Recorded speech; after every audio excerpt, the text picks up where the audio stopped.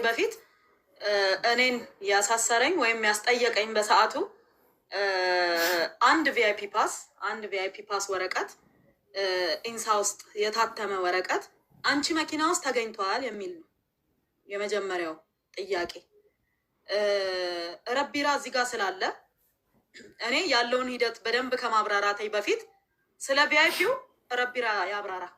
ከየት ነው የመጣው ማለት እንትን እንዲሆን አሁን ወደ ቪአይፒው ሳንሄድ በፊት የታሰርሽበት የእስሩ መነሻ እሱ ስለሆነ መነሻ ቪአይፒ ወረቀት ነው።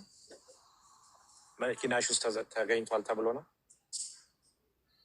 እኔ የምነዳው መኪና ውስጥ ሳይሆን ሃርድ ኮፒ ውስጥ ነው የተገኘው። ምን ውስጥ ነው የተገኘው? ሳይሆን የተገኘው ሃርድ ኮፒ ውስጥ ነው። አልተገኘም እኮ በፎቶ አንስቶ አሳየን ተባለ። አልተገኘም ወረቀቱ። ኦኬ ምንድነው ይሄ? እሺ ወደ ረቢራ ልምጣ። ይሄ ቪአይፒ ወረቀት ምንድነው? ረቢራ ስለ ቪአይፒ ወረቀት ልትነግረን ትችላለህ? ድምፅ ጥሩ አይደለም። አይሰማም? ትንሽ አሁን ማስተካከል። አይሰማም? አሁን ይሰማል። እሺ አመሰግናለሁ በረከት።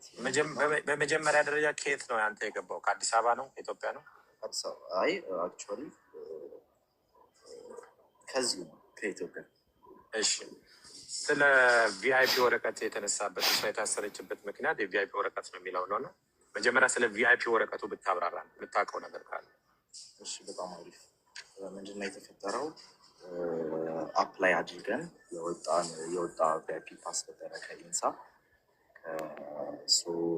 እንደ ማንኛውም ሰው አፕላይ ተደርጎ ላይክ ኢቨን አሁን በረከት ስፔሻል የሆነ ኢንፍሉዌንስ አላት ኢትዮጵያ ላይ፣ ትልቅ ኢንፍሉዌንስ አላት። የኢትዮጵያ ነጋዴ ማህበር የሴቶች ፕሬዚዳንት ናት። ስለዚህ እንደ ማንኛውም ሰው አፕላይ አድርገን አወጣ። እኔ የተቀበልኩት ከኢንሳ ማለት ነው። እኔ የተቀበልኩ ዳይሬክትሊ ራሴ ተቀብዬ ለማን ሰጥተው? በረከት በወቅቱ አልነበረችም። አይ ቲንክ ጋምቤላ ነበረች፣ ለስራ ጋምቤላ ስለነበረች ለማን ሰጠው? ለሹፌሯ ሰጠው። ምንድን ነው ያንተ ድርሻ? እኔ የስራ ድርሻ ምንድን ነው? ሶፍትዌር ዴቨሎፐር ነው።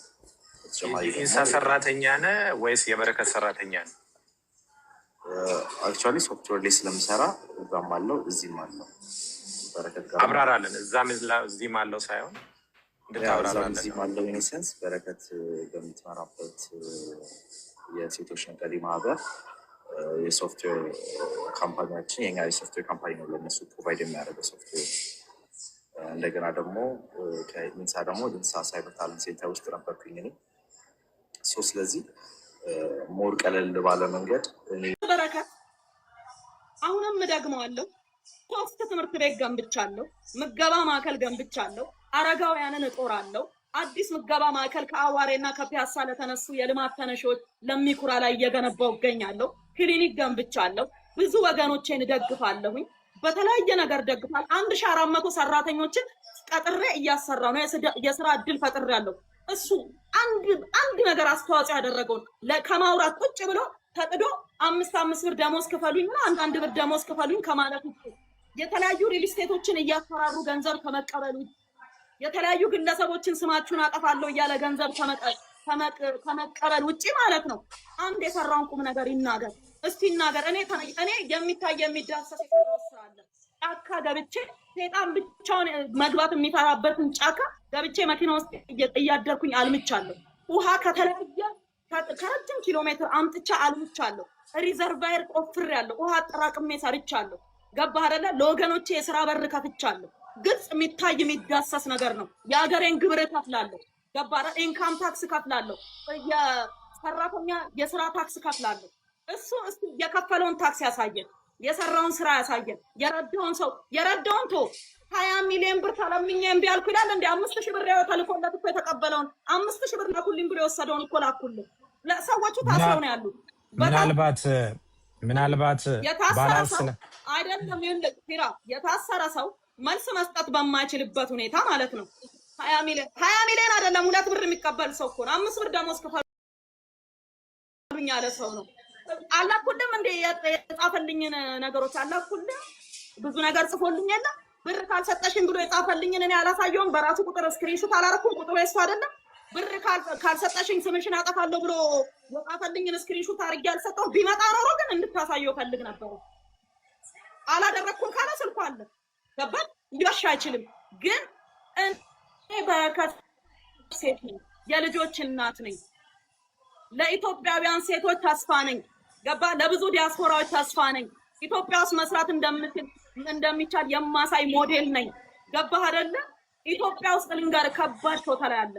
ሰዎችን የሚያመክን ትውልድ የሚያመክን የሚሰራን ሰው የሚያመክን ከባድ ሾታ ላይ አለ። ገባህ አይደለ? በጣም መጥፎ ነገር ነው። የሚሰራን ሰው መምታት በጣም ነውር ነው። እውነቴን ነው የምነግርህ። በጣም ዝም ያልኩት ምንም አያደርግልኝም። ከነሱ ጋር ገብቻ አልለፋለፍም ብዬ ነው። ገባ? ግን ዛሬ የልቤን እናገራለሁ። በረከት እኔ ማለት ነው ለሀገር፣ ለልጆቼ፣ ለቤተሰቦቼ ክብር የሆንኩኝ ኩራት የሆንኩኝ ገባ ካደለ ራሴን እንደ አድዋ አርበኛ ነው የምቆጥረው። አድዋ ላይ እንደተፋለሙት አርበኞች ነው ራሴን የምቆጥረው። አሁንም ልንገርህ፣ አዎ አዝኛለሁ። አዎ በሀገሬ ተስፋ ቆርጫለሁ። አዎ